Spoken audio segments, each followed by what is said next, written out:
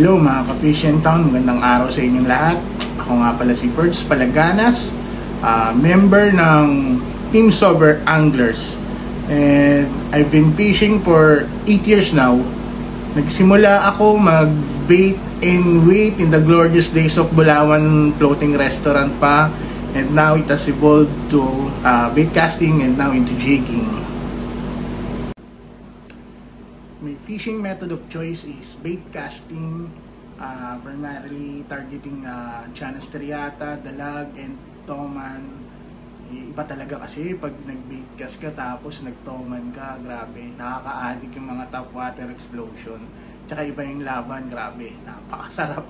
Ibang-iba, lalo na pag nailand mo yung isda, para talagang bagong panganak. Napakasarap sa pakiramdam. Kaya sa mga gusto mag-fishing dyan, try nyo mag-toman, mag-bait cast, masisiyahan kayo.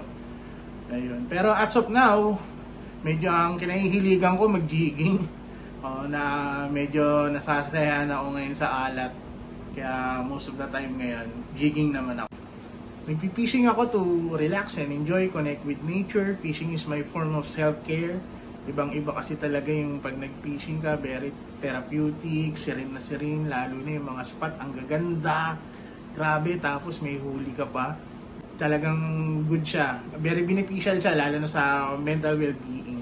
Lalo na pag may mabigat kang problema, mapapayo ko sa'yo, mag-fishing ka.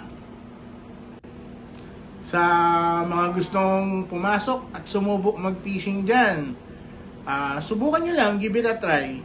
Sisiguraduhin ko sa inyo, sasaya kayo. Dito sa fishing, dadami kaibigan mo, magre-relax ka, may enjoy ka pa, makakalimutan mo lahat ng problema mo. Kaya kayo, yung mga problema dyan, subukan nyo, mag-fishing kayo dito, sasaya kayo.